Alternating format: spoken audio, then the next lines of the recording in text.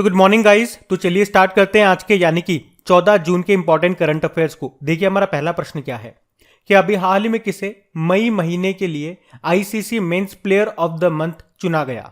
तो आंसर होगा Angelo Mathews को। आपको पता है आईसीसी इंटरनेशनल क्रिकेट काउंसिल ने एक नया अवार्ड शुरू किया था।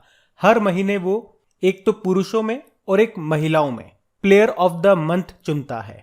तो इस साल की बात करेंगे तो जनवरी, फरवरी, मार्च, अप्रैल तक तो हम पढ़ चुके हैं। अभी मई महीने के लिए ICC men's player of the month चुना है एंजेलो मैथ्यूज को। ये कौन है एंजेलो मैथ्यूज? ये पूर्व श्रीलंकाई कप्तान है एंजेलो मैथ्यूज। याद रखना ICC men's player of the month इनको चुना है किस महीने के लिए? मई महीने के लिए। अब आप कहोगे महिलाओं में यानी कि ICC women's player of the month किसे चुना गया? तो पाकिस्तान की तुबा हसन को। अब चलो एक बार फटाफट से रिवीजन कर लेते हैं कि जनवरी, फरवरी, मार्च, अप्रैल में पुरुषों में किसे चुना गया था और महिलाओं में किसे चुना गया था। तो जनवरी की बात करोगे तो ICC men's player of the month चुना गया था साउथ अफ्रीका के कीगन पीटरसन को, और महिलाओं में जो इंग्लैंड के कप्तान है हीथर नाइट को। फरवरी महीने में पुरुषों में श्रेयस अय्यर चुने गए थे और महिलाओं में न्यूजीलैंड के ऑलराउंडर अमेलिया। मार्च महीने में पुरुषों में चुने गए थे पाकिस्तान के बाबर आजम और महिलाओं में चुनी गई थी ऑस्ट्रेलिया की रैचल हैंस। और अप्रैल महीने में पुरुषों में चुने गए थे साउथ अफ्रीका के केशव महाराज और महिलाओं में ऑस्ट्रेलिया की एलिसा हैली। और अगर आप में से कोई इस वीडियो को वेरी फर्स्ट टाइम देख रहे हैं तो आपको बता दूं कि वहां पे आपको सभी क्विज मिल जाएगी, डेली करंट अफेयर्स की, वीकली करंट अफेयर्स की, मंथली करंट अफेयर्स की, जो टॉपिक वाइज आपके वीडियोस आते हैं। जैसे कि हर महीने में जितने भी अवार्ड्स हुए हैं, जितने भी अपॉइंटमेंट्स हुए हैं, जितने भी रैंकिंग आई है, जितने भी मिलिट्री एक्सरसाइजेज हैं, मतलब हर टॉपिक की आपको वहां पे सिस्टमेटिक तरीके से क्विज मिल जाएगी। उसी तरीके से ये जो अवार्ड्स है ICC player of the month, इनकी भी स्पेशल क्विज बना करके वहां पे डाल दिए ताकि आप प्रैक्टिस कर सको। बस करने वाला होना चाहिए तो आप सब कुछ कर जाओगे। सारा कंटेंट आपको वहां पे मिल जाएगा। क्विज लगाते रहो, अपनी प्रैक्टिस अच्छे से करते रहो। बस आपके लिए मेहनत केवल आप ही को करनी पड़ेगी, कोई और नहीं करेगा। बाकी देखो आईसीसी की बात करें तो इसका हेडक्वार्टर दुबई में है। अभी इसके नए सीईओ बने थे, जोफ एलार्डिस नाम है, और इसके चेयरमैन है ग्रेग बार्कले। बढ़ते आगे। फिर बताइए अभी किसने नॉर्वे शतरंज ग्रुप ए ओपन शतरंज टूर्नामेंट को जीत लिया? तो आंसर होगा आर प्रज्ञानंद ने। तो भारतीय ग्रैंड मास्टर है आर प्रज्ञानंद, और अभी नॉर्वे शतरंज ग्रुप ए ओपन शतरंज टूर्नामेंट को इन्होंने जीत लिया है। और नॉर्वे से आपको याद आएगा दुनिया के नंबर 1 चेस प्लेयर नॉर्वे से ही है, उनका नाम है मैग्नस कार्लसन। और आपको याद आएगा इसी साल 2 बार मैग्नस कार्लसन को हराया था हमारे ग्रैंड मास्टर आर प्रज्ञानंद ने। अच्छा, आर प्रज्ञानंद, इनके कोच का नाम भी ध्यान रख लो, आर वी रमेश है। अच्छा, यहां पे कुछ प्रश्न मैं आपसे पूछ रहा हूं, पहले उनके उत्तर आपको देने हैं, फिर मैं आपको बताऊंगा। देखो पहला प्रश्न सुनो, भारत में पहली बार चेस एकेडमी कहां पे खुली है? ये बताओ। भारत की पहली महिला ग्रैंड मास्टर का नाम बताओ, क्योंकि पुरुष में ग्रैंड मास्टर तो आप जानते ही हो विश्वनाथ आनंद है। हमने पूछा भारत की पहली महिला ग्रैंड मास्टर। और बताओ वर्ल्ड चेस डे कब मनाया जाता है? ये तो आप बता दोगे। और दुनिया में चेस को रेगुलेट करने वाली जो बॉडी है उसे कहते हैं फिडे। बताओ फिडे का हेडक्वार्टर कहां पर है? और फिडे से याद आएगा फिडे शतरंज ओलंपियाड, ये पहली बार भारत में हो रहा है। बताओ भारत में भी कहां पे, किस जगह पे होगा? और अभी इसका शुभंकर मैस्कॉट भी लॉन्च कर दिया गया है, उसका नाम भी आप बताओ। अभी आप बताओ नीचे कमेंट बॉक्स में। आगे चल के एक और प्रश्न हम इसी से रिलेटेड पढ़ेंगे, वहां मैं सारे उत्तर दूंगा आपको। अभी बढ़ते हैं आगे। चलिए बताइए, जून 2022 में जो हमारी वित्त मंत्री हैं फाइनेंस मिनिस्टर निर्मला सीतारमण, इन्होंने कहां पर राष्ट्रीय सीमा शुल्क और जीएसटी संग्रहालय का उद्घाटन किया? तो आंसर होगा पणजी में। पणजी ये गोवा की कैपिटल है। तो ये है राष्ट्रीय सीमा शुल्क और जीएसटी संग्रहालय यानी कि म्यूजियम। ये बना है गोवा के पणजी में, जिसका भी उद्घाटन किया फाइनेंस मिनिस्टर निर्मला सीतारमण ने। अच्छा, आपसे एग्जाम में सवाल पूछा जाएगा इसका नाम क्या रखा गया है? इसका नाम रखा गया है धरोहर, मतलब इस म्यूजियम का नाम रखा गया है धरोहर। एक्चुअली में ये 2 मंजिला ब्लू बिल्डिंग है, जिसे पहले गोवा में जब पुर्तगाली शासन करते थे उस दौरान इस बिल्डिंग को अल्फानडेगा के नाम से जाना जाता था। अब देखो इस प्रश्न में मैंने आपको कुल मिलाकर के 4 प्रश्न बता दिए, ध्यान से सुनो। हमने कहा अभी वित्त मंत्री ने निर्मला सीतारमण जी ने कहां पर राष्ट्रीय सीमा शुल्क और जीएसटी संग्रहालय का उद्घाटन किया? तो आपने कहा गोवा में। गोवा में भी कहां पे? गोवा की कैपिटल पणजी में मंडोवी नदी के किनारे। और इसको क्या नाम दिया? धरोहर नाम दिया। दूसरा प्रश्न, हमने कहा ये कौन से कलर की बिल्डिंग है? ब्लू कलर की, तभी तो इसको हमने कहा ब्लू बिल्डिंग। ये भी ध्यान रखना, कलर भी पूछ ले तो पूछ ले। और पुर्तगाली शासन के समय इसे किस नाम से जाना जाता था? अल्फानडेगा नाम से जाना जाता था। अच्छा चलो आप मुझे बताओ, अभी प्रधानमंत्री नरेंद्र मोदी जी ने प्रधानमंत्री म्यूजियम का उद्घाटन कहां पे किया था? तो आंसर होगा नई दिल्ली में। अच्छा बताओ, भारत का पहला डिजिटल खाद्य संग्रहालय, डिजिटल फूड म्यूजियम, ये कहां पे खुला है? तो आंसर होगा तमिलनाडु के तंजावुर में। और अगर आपसे पूछा जाए कि भारत का पहला ओपन रॉक म्यूजियम कहां पे खुला, तो आंसर होगा हैदराबाद में। और समुद्री संग्रहालय ये कहां पे स्थापित किया जाएगा? गुजरात के लोथल में। अब दो प्रश्न आपसे पूछ रहा हूं। एक प्रश्न तो है विश्व धरोहर दिवस, वर्ल्ड हेरिटेज डे, और एक है विश्व संग्रहालय दिवस यानी कि म्यूजियम डे। ये कब मनाते हैं हम? ये कमेंट बॉक्स में टाइप करके बताइए। और वैसे यूनेस्को की विश्व धरोहर सूची में भारत के कितने स्थल हैं? तो आंसर होगा 40 है। 40वां बना था गुजरात का धोलावीरा। उससे पहले 39 नंबर का बना था रामप्पा मंदिर, जो कि है तेलंगाना में। और वैसे टोटल अमूर्त धरोहरें यानी कि टेंजिबल साइट्स कितनी है? 14 है। और 14 नंबर की बनी थी दुर्गा पूजा, जो कि पश्चिम बंगाल की है। ये भी ध्यान रख लो। अब देखो, बात यहाँ पे गोवा की भी हुई है। तो ये रहा मैप में गोवा। आपने कहा कैपिटल इसकी पणजी है, जो कि किस नदी के किनारे स्थित है? मांडोवी नदी के किनारे। इसके मुख्यमंत्री प्रमोद सावंत हैं। आपको याद है अभी हमने पढ़ा था गोवा का स्थापना दिवस हमने मनाया था कब? 30 मई को। और अभी गोवा के मुख्यमंत्री ने समुद्री तटों पर अवैध गतिविधियों की शिकायत के लिए एक एप्लीकेशन लॉन्च किया था। उसका नाम क्या है? बीच विजिल। और याद रखना, देश का पहला रेबीज मुक्त राज्य कौन सा बना है? तो आंसर होगा गोवा। अच्छा, रेबीज के टीके की खोज किसने की थी? लुईस पास्चर ने। और हर घर के लिए ओडीएफ और बिजली हासिल करने वाला पहला राज्य भी आपका गोवा है। उसके अलावा भारत की पहली हरित ऊर्जा अभिसरण परियोजना, ग्रीन एनर्जी कन्वर्जेंस प्रोजेक्ट, ये गोवा में स्थापित की जाएगी। और याद रखना, गोवा में भारत का पहला सैंड ड्यून पार्क भी विकसित किया जाएगा। और अभी हम लोगों ने एक प्रश्न पढ़ा था कि यूनिफॉर्म सिविल कोड यानी कि समान सिविल संहिता एकमात्र राज्य में लागू है, और वो एकमात्र राज्य कौन सा है? गोवा है। और ये हमने कब पढ़ा था? अभी जब हमने पढ़ा था ना कि उत्तराखंड ने यूनिफॉर्म सिविल कोड को लागू करने के लिए एक समिति का गठन किया था। किसकी अध्यक्षता में? ये भी बता दो। रंजन प्रकाश देसाई की अध्यक्षता में। तो ये सब याद रखना। बढ़ते आगे। चलिए फिर बताइए, अभी हाल ही में अंतरराष्ट्रीय अल्बिनिज्म जागरूकता दिवस यानी कि इंटरनेशनल अल्बिनिज्म अवेयरनेस डे कब मनाया गया? तो आंसर होगा 13 जून को। तो संयुक्त राष्ट्र हर साल 13 जून को इंटरनेशनल अल्बिनिज्म अवेयरनेस डे के रूप में मनाता है। एल्बिनिज्म, जिसे रंगहीनता भी कहते हैं, एक तरह की ये बीमारी है जिसमें जो स्किन या हमारे बालों का ये जो आंखों का कलर है ना, वो हल्का हो जाता है। मतलब इसमें क्या होता है, स्किन में पिगमेंट की कमी आ जाती है, जिस कारण से हमारी त्वचा का स्किन का कलर जो है वो हल्का हो जाता है। पिगमेंट भी कौन सा? मेलेनिन, जो त्वचा को रंग देता है। तो सिंपल सा याद रखेंगे, अंतरराष्ट्रीय एल्बिनिज्म अवेयरनेस डे कब मनाया जाता है? 13 जून को। और हाँ, इसकी थीम क्या है? हमारी आवाज सुनने में एकजुट, मतलब united in making our voice heard. चलिए अब जून में जितने भी इंपॉर्टेंट डेज हमने मनाए हैं उनका एक बार रिवीजन भी कर लेते हैं। देखो, 1 जून को वर्ल्ड मिल्क डे मनाया था। 1 जून को ही ग्लोबल डे ऑफ पेरेंट्स के रूप में मनाया जाता है।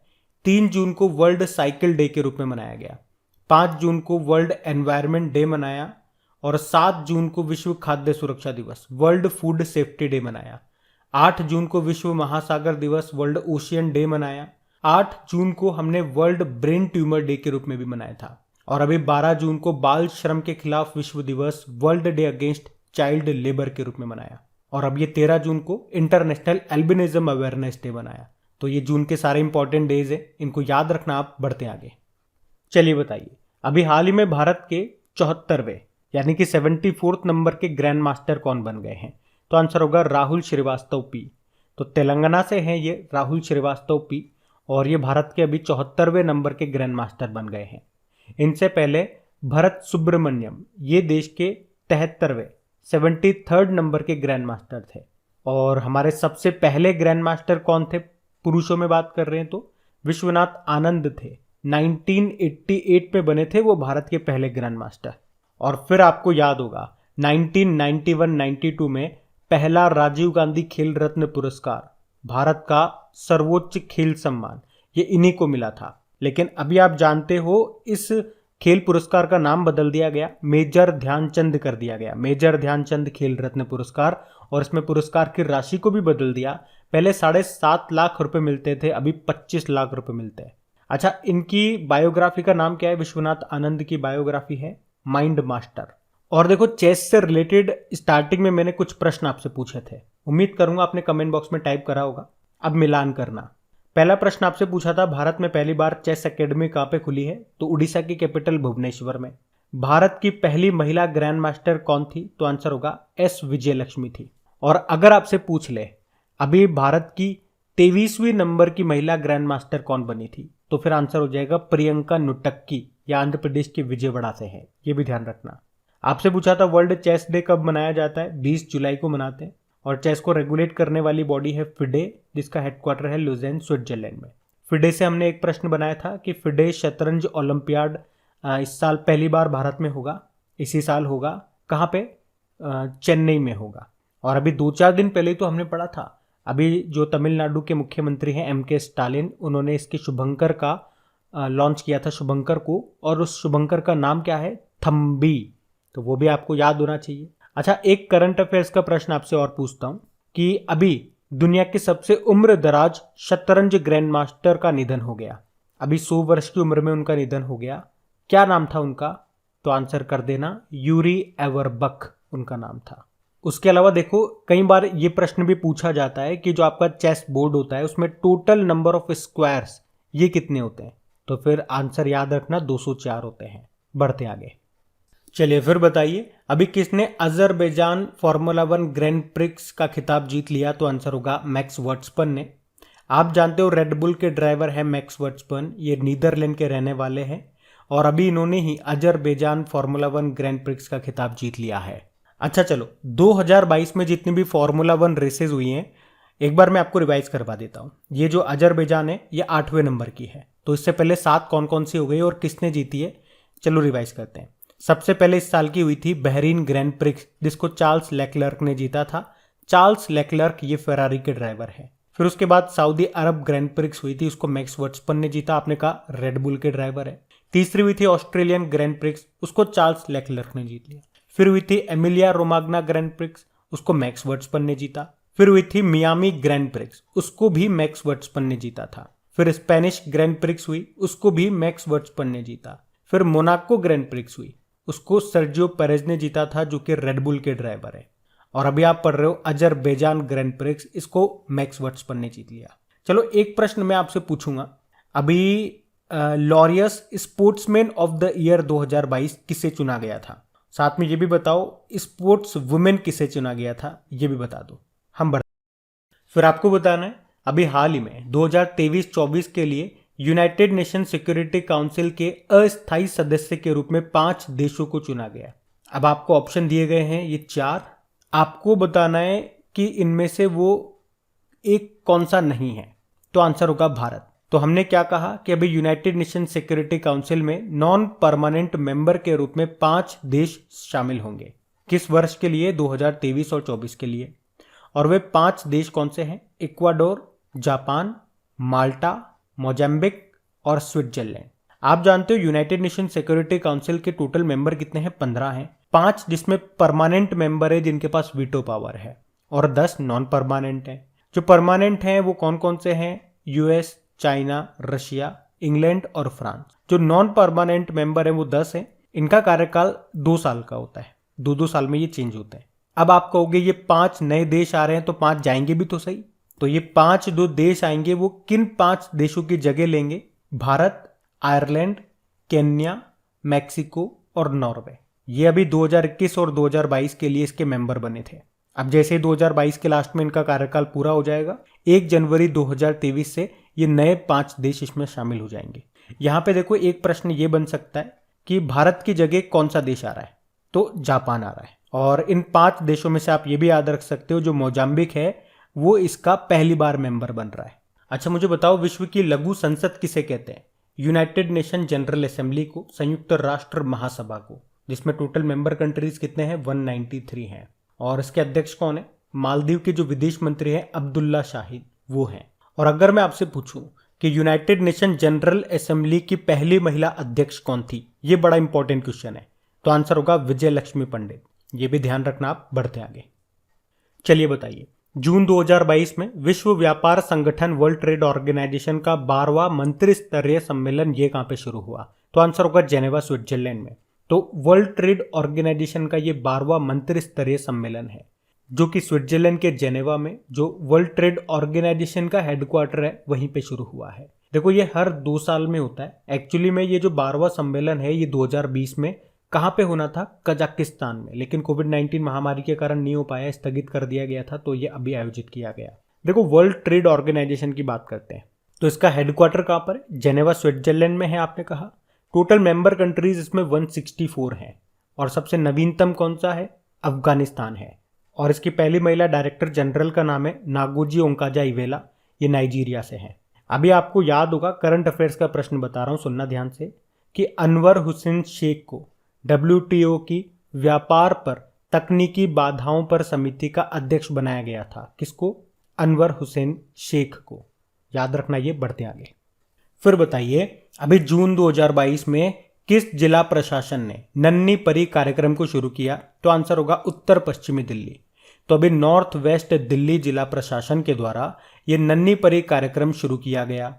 और इसे शुरू करने का उद्देश्य क्या है? जब भी किसी बच्ची का जन्म होता है तो जन्म के बाद उसके जो माता पिता होते हैं उनको उसके दस्तावेज यानी कि डॉक्यूमेंट्स बनवाने के लिए अलग अलग कार्यालयों में जाना पड़ता है। तो ये काम बंद होना चाहिए, केवल एक ही स्थान हो, वहीं पे सारे डॉक्यूमेंट, सारे दस्तावेज मिल जाएं, यही इसका उद्देश्य है। अब किस तरह के दस्तावेज, किस तरह के डॉक्यूमेंट्स? जैसे कि उसका आधार कार्ड बनवाना है, जन्म प्रमाण पत्र बनवाना है, सुकन्या समृद्धि योजना हो गया, लाडली स्कीम हो गया। तो मतलब जितनी भी योजनाएं हैं, जितने भी उसके पहचान पत्र वगैरह हैं उससे रिलेटेड, वो सभी एक स्थान पे मिल सकें, यही इसका उद्देश्य है। अच्छा, मैंने अभी आपसे बोला लाडली लक्ष्मी योजना, अभी इसका दूसरा चरण शुरू किया था। किस राज्य की है ये योजना? मध्य प्रदेश की। और मातृत्व कौशल्या योजना कहाँ की है? छत्तीसगढ़ की है।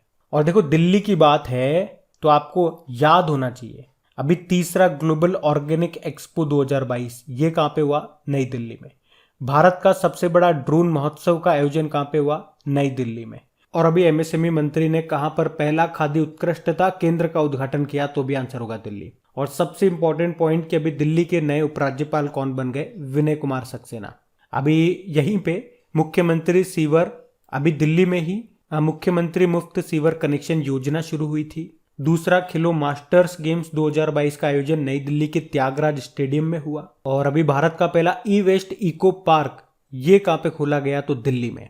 देश का पहला स्मोक टावर भी लगा है दिल्ली में। और याद रखना, भारतीय रेलवे कहाँ पे सबसे बड़ी कुश्ती अकादमी स्थापित करेगी? तो किशनगंज दिल्ली में। और अभी प्रो कबड्डी लीग 2022 का खिताब किसने जीता? जो कि इसका 8वां एडिशन था, दबंग दिल्ली ने पटना पायरेट्स को हरा करके।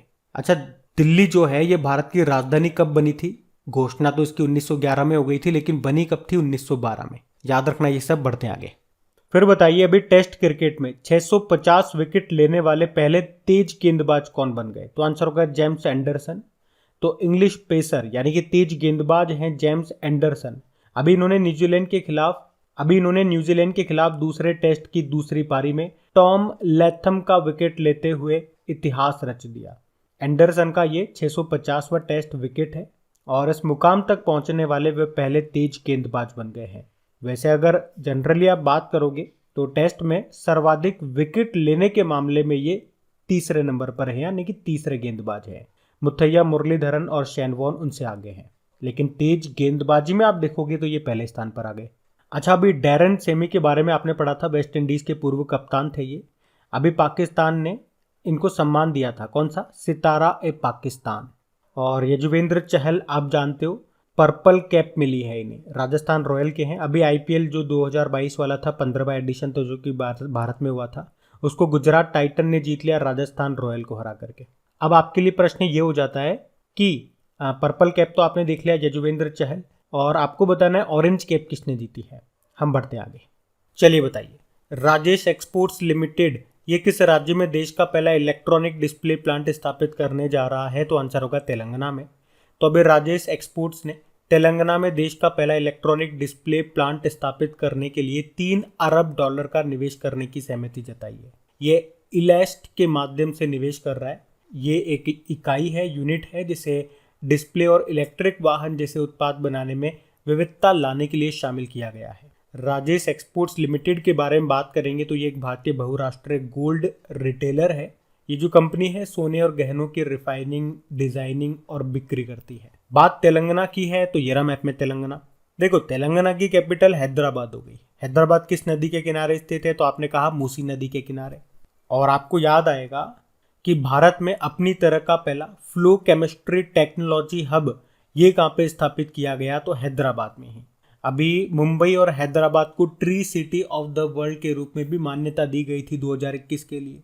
और माइक्रोसॉफ्ट ये हैदराबाद में ही भारत का सबसे बड़ा डेटा सेंटर स्थापित करेगा। अभी देश का पहला पूर्ण महिला स्वामित्व वाला FLO यानी कि फिक्की लेडीज ऑर्गेनाइजेशन औद्योगिक पार्क ये कहाँ पे स्थापित किया गया? तो हैदराबाद में ही।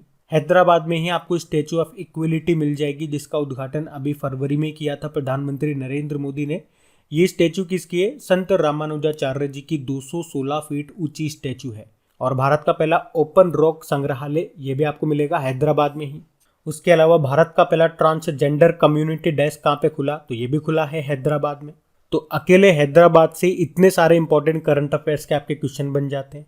बाकी और जानना चाहोगे तो मुख्यमंत्री देख लो, के चंद्रशेखर राव हैं। गवर्नर कौन है? तमिलिसाई सौंदरराजन है, जिनके पास अभी पुडुचेरी के लेफ्टिनेंट गवर्नर का भी अतिरिक्त प्रभार एडिशनल चार्ज है। अच्छा, मुझे तो ये बता दो, हैदराबाद को भारत में मिलाने के लिए कौन सा ऑपरेशन चलाया गया था? हम बढ़ते आगे। चलिए बताइए फिर, फ्रांस के लुई 14 के बाद इतिहास में दुनिया का सबसे लंबे समय तक शासन करने वाला मोनार्क कौन बन गया? मोनार्क मतलब आप कह सकते हो इस तरह से सम्राट की बात हो रही है, राजा, सम्राट। तो आंसर होगा एलिजाबेथ सेकेंड।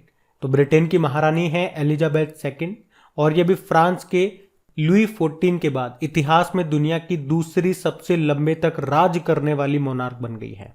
उन्होंने थाईलैंड के जो राजा हैं भूमिबोल अदुल्यादेज, इनको भी पीछे छोड़ दिया, जिन्होंने 70 साल और 126 दिनों तक शासन किया था। पर अभी भी ये फ्रांस के लुई 14 जो कि सबसे लंबे समय तक राज करने वाले सम्राट बने हुए हैं, उनसे पीछे है। उन्होंने 1643 से 1715 तक यानी कि 72 साल और 110 दिनों तक शासन किया था। तो बात करेंगे कल के वीडियो में पूछे गए प्रश्न के उत्तर की। तो कल के वीडियो में आपसे पूछा गया था कि ड्रोन नीति को मंजूरी देने वाला पहला राज्य कौन सा बन गया है? तो आंसर होगा हिमाचल प्रदेश। आप सभी ने प्रश्न का बिल्कुल सही उत्तर दिया है। और गाइस, एक रिक्वेस्ट है आप लोगों से, अगर सेशन अच्छा लगता है, मेहनत अच्छी लगती है, तो प्लीज़ वीडियोस को शेयर ज़रूर किया कीजिए। जो भी आपका स्टडी ग्रुप हो गया व्हाट्सएप पे, चाहे फेसबुक पे, या आपके फैमिली में अगर कोई पढ़ने वाले स्टूडेंट है तो प्लीज़ उनके साथ वीडियो के लिंक को शेयर ज़रूर करें, क्योंकि इन वीडियोज़ को बनाने में बहुत मेहनत लगती है। लेकिन जब वीडियोज़ पे व्यूज़ नहीं आते हैं, और आजकल तो पता नहीं क्यों व्यूज़ भी बहुत कम हो गए, तो ऐसा लगता है कि सारी मेहनत बेकार जा रही है।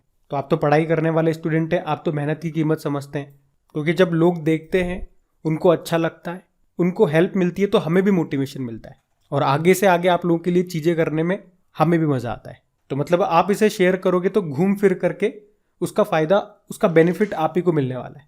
तो इसे लाइक करके शेयर ज़रूर कर देना। इन सभी का क्विज मिल जाएगा आपको आपकी क्रिक एग्जाम एप्लीकेशन पे, लिंक आपको नीचे डिस्क्रिप्शन में मिल जाएगा। वहीं पे टेलीग्राम का लिंक भी मिल जाएगा। अगर आपको नोटिफिकेशन नहीं मिलता तो टेलीग्राम ज्वाइन कर लेना, अगर आप यूज़ करते हो तो। अब ये रहा आज का आपका होमवर्क प्रश्न।